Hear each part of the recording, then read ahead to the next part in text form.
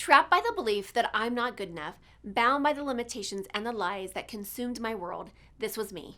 It wasn't until I took the biggest leap in my life to know and trust the power within. And it was at that moment I made a choice. My past will not define me anymore. Hello, I am Teri, and I know I am not alone in this. Over the years, I have found that the number one mistake that we make is that we get in the way of our own success story. Yes, I said it. On this show, together we'll tackle limiting beliefs, self-sabotage, getting stuck, fear, doubt, overwhelm, and the imposter syndrome. Join us on this journey designed to transport you beyond your limitations to a world where anything is possible. This is Talking with Teri. Welcome back to Talking with Teri, where we have powerful conversations to transform your life and your business. And today's guest is Kristin Molenaar.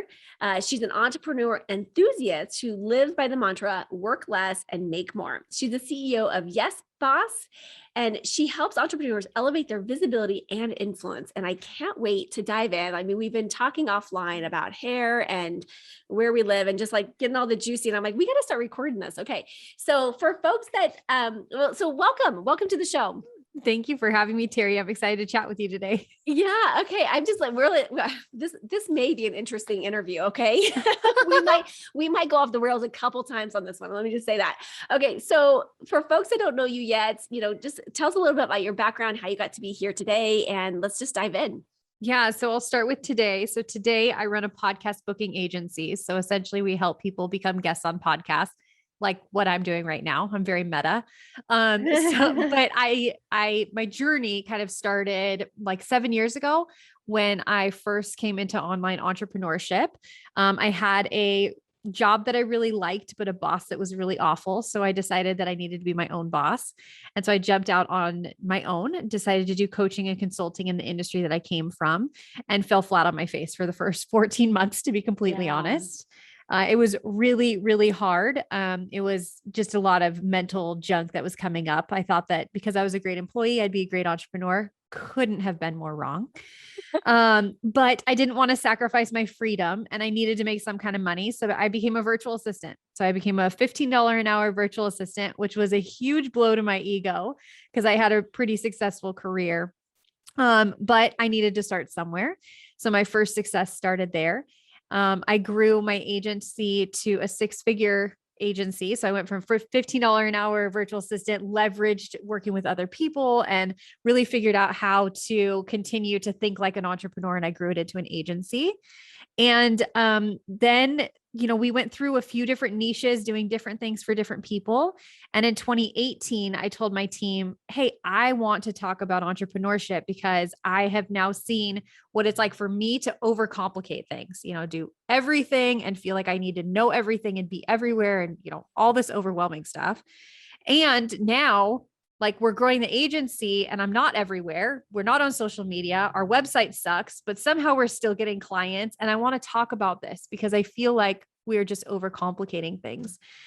And then up came a bunch more mental junk for me. And I sat on the idea of being a podcast guest for 6 months, not pitching myself to anybody. I had a list of podcasts. Just a podcast guest? Yeah, just a guest, which sounds so simple. So let's just pause here for a second, because I will tell you, I think that this is a bigger issue than, I think this is an issue for a lot of people. And so if you're listening right now, and this is you, listen in here. So how did you overcome this piece of it? Because here's the thing, I have worked with a lot of clients over the years, and I think being seen and being heard is one of the biggest kind of challenges that we have to overcome to step into our power. And it's just, what did you do to overcome this? You bring up a good point, because up until that point, I was very comfortable sitting in the doer seat, getting clients to do virtual assistant work with us. It was like, I'm just a doer. I'm behind the scenes. And I had developed this expertise, but I really, really struggled to put myself out there. And I know that that was the problem originally too, was putting myself out there. That was really hard. So for me, the way that I overcame this mindset block, and the way that I still try to overcome a lot of the mindset blocks that I have, is kind of unique. I handed it over to my team. And, Okay, so say more.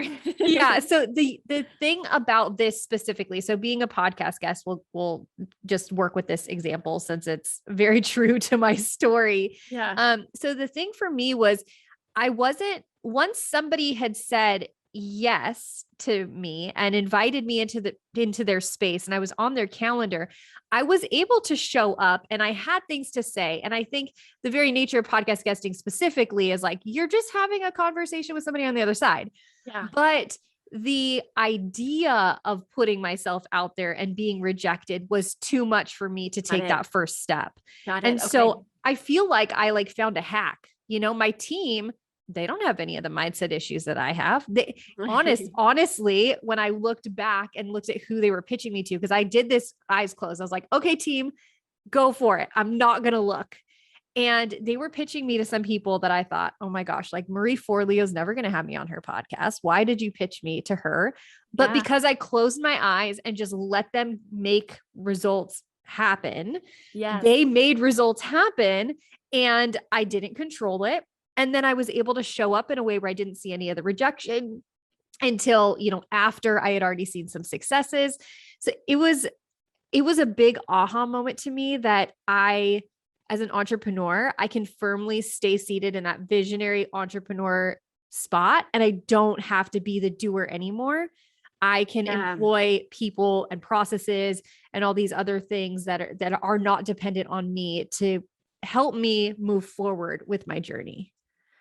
I love that. And I love that you're kind of like outsourcing this piece of it, because you're right. Like, I think we're never necessarily ready to take that big leap. But once, we start putting it on the calendar, we got to get ready. We got to figure it out. Right. And I was very similar.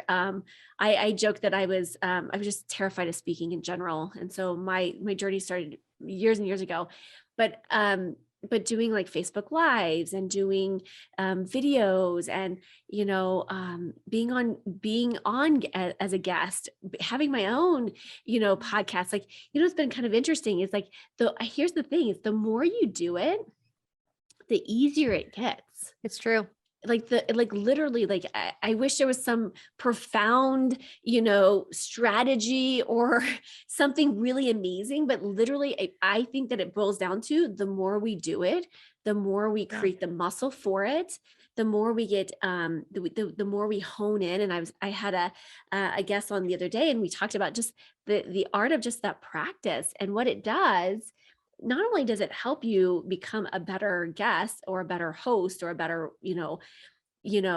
presenter or a better speaker, it also hones your message. Like, it just helps to craft your message even stronger because you're out there sharing it. And how do I say this faster, better, smarter? Like, how do I hone in what I'm trying to say in fewer amount of words or be more concise? And so it's really powerful. And I think that, I love that the fact that you just kind of outsourced it to your team. So listeners, if you're afraid, if you have a team, if you have a VA, if you have somebody that can just book it for you, I love it. And then you just show up and you do you, right? Yeah. But I think, I agree with you that, you said the fear of rejection. I think sometimes that block will prevent us from going for it. And there's an excellent book, and I can't think of the author's name, but it's called Go for No. And it's really a different perspective of like, you know what, you are going to be rejected. And the more rejections you get, the more yeses you have. And so it's almost like, sometimes I've said this to one of my clients before. I said, what if you just go mess it up? And she's like, what? I said, you have permission to go mess it up. Like, just be like, and she's like, okay. And so of course she's not going to, but it's like, you have permission just to go and just be a disaster. And because we give people permission just to be like, okay, just like, the worst thing that can happen is a disaster. And, you just ask not to air it. Right. Like that's the worst case scenario, And so I think it is just one of those things that like, if we have the power to think it, if we have the knowing to think it, like the universe God, spirit, angels is going to be here to conspire to help us achieve it. I truly believe that. So yeah. Yeah. I love it. I love that you bring up the failure aspect, because now it's so interesting when we help other clients do it. We know that we're going to get X number of no's. Like we have these conversion metrics that we measure our success by, and success isn't 100% yes. In fact, it's Yes. not even majority yes. Yes. It's majority no. Yeah. But that has taking those first steps and really getting me out there to begin with enabled us to see what we could expect and what success was, because we didn't even know what success was. And I think it can be a shame for people that they're measuring success without the experience of having done it, because they don't understand what success looks like yet, because they've not been there, if that makes sense. Yeah. Yeah, no, I agree. And I think it's just, it's a matter of getting out there, and you're going to hear no's. You are. Oh, I still absolutely. hear no's, and now it's funny because I do a lot of like television appearances. And so now it's just like, oh, I know. And it took me a while to get like, because it was something new, right? Yeah. It's live, it's on television. But the more I did it, now it's like, oh, it's so easy. And it's like, boop, boop, boop. And I'm like, okay. And I used to be like so prepped and ready. And I realized even for television, I will send it. They ask me, they're like, here, ask the question. So I tell them, here's the questions they ask. Here's what the host is going to say. Here's what I'm going to say. Right. And I do all the work for them, and I show up, and then they do absolutely none of it. And I was like, why am I putting in all this work? So I go in, and I do their thing, and I'll fill out the form because that's what I'm supposed to be doing to be a great host or a guest. But then I show up and I'm like, you know what? Most likely that information is not going to get to the right person. And most likely it's just going to be like, whatever. And so I'm like, I got it. Like, go in there. Like, I know what my talking points are, and then I'm just going to go with it, And so it's just about like, it's almost like building that muscle just to be ready for anything. Yeah. Yeah. Constantly being like, okay, I don't know how this is going to look. I don't know what this is going to be like, but I'm just gonna be ready for anything, You know what I've found, the more that I do it is the less prepped I need to be, or the less actually I don't even know that accurately describes it. I can't be prepped. So like when somebody sends to me a list of questions, I actually say like, I briefly looked over them, but very, very quickly, I did not, think about what I was going to say, because one of the things I think we have to realize is if we are doing stuff like this, if we have a visibility strategy that's intended to get us out there and we're talking about our business, we really don't have any business talking about things that we can't talk about off cuff anyway. Exactly. So when clients are like nervous, I'm like, okay, well, first of all, we're helping you write talking points so that we're ensuring you're getting into a conversation that's about things that you know. But if something comes up that you don't know, be yourself. What would you say if Teri asked you something you don't know and you were sitting in a private coffee shop? I'd be like, well, Teri, I have no idea. And we would just laugh about it and we would move on to something else. Like, you don't have to fake it. You just need to show up the same way you do for your clients, the same way that you do for the rest of the world in your business. These are the things that we're talking about. And that, I think, is what produces the best and the most authentic visibility for us anyways. And I want you to, and I think for the listeners that are like not necessarily ready to take that big leap yet, just hear that, your booking agent, the host of the show, we want to shine the light on you, and our job is to make you look great. Right. I literally just got off another call, and I was doing this little extra, we're doing this little extra thing where it's a little quarterly tip thing, and she messed up on it. And I said, no worries.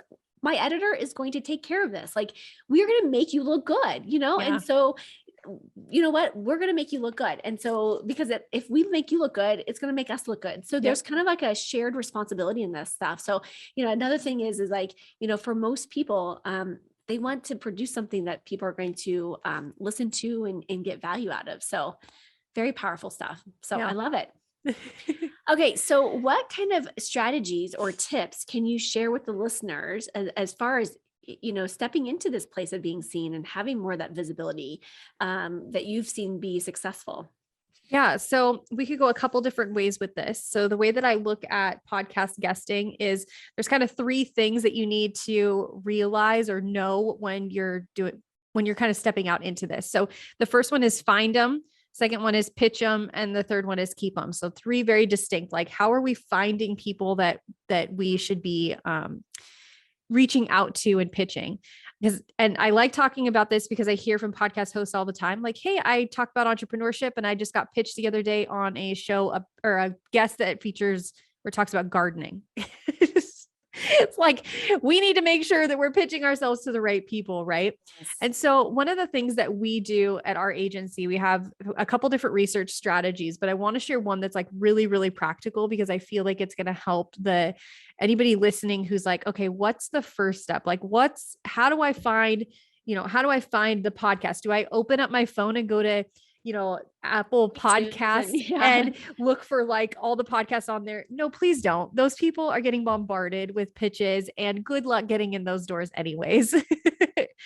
So one of the things that we do that we teach our clients as well is we look to other podcast guests, people that have guested previously. So like you said, Teri, like you've done podcast guesting, somebody who has a message who's like complementary to your message, but not in competition to your message, could use you as an influencer to look at all the podcasts that you've previously been on.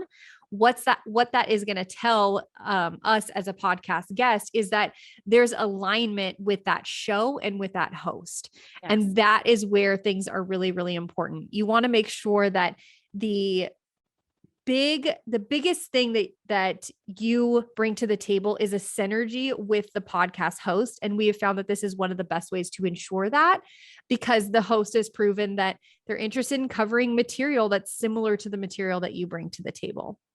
So that's number one. The pitch is really important as well. And I feel like so many people are getting this wrong. Pitching for a podcast is not about how wonderful you are. It's just not. This is not resume work. I've even seen PR agencies get this wrong. And I kind of wonder like, what's going on here? And maybe because PR agencies are trying to get you featured in a magazine that's all about you. This is not what happens in the podcast world. Podcasting is about bringing value to the audience, to the listeners. That's why the host has a podcast. That is why they bring guests in.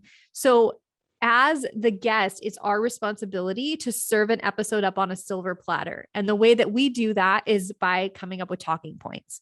This also kind of proves one of the things I said earlier is like, we're not coming in blind. Like we've presented the host with like, here are the things that I can talk about. And then the host is like, oh, I know how to craft an episode around, podcast guesting. I know how to craft an episode around, building an agency. I know how to craft an episode around XYZ, right? So it's really important to be thinking about things like that before you pitch somebody. It's a big turnoff when you send a pitch that just talks about how great you are. We're not going to be able to prove how great we are. We just need to prove how much value we bring to the table.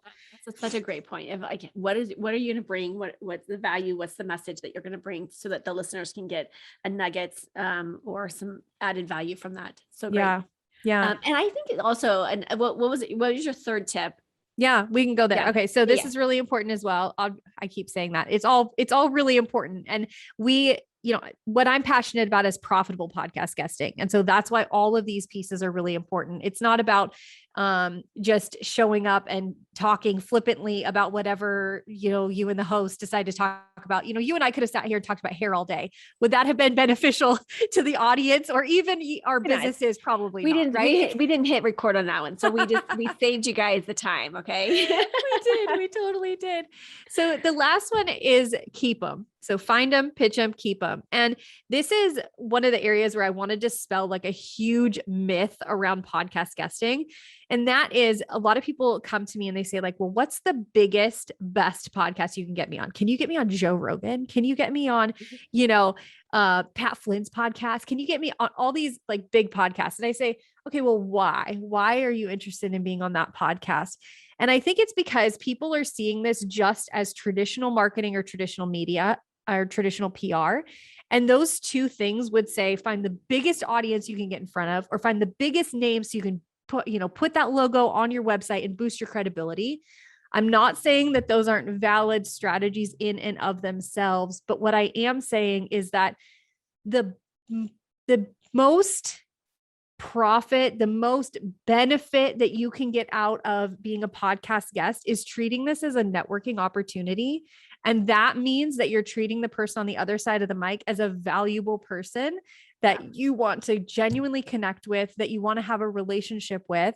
What we've found is that when you expect that just having a podcast episode drop that talks all about you is going to change your business, you're really only capitalizing on like 25% of the benefit that you can have. And you're missing out on 75%, which is found in a relationship.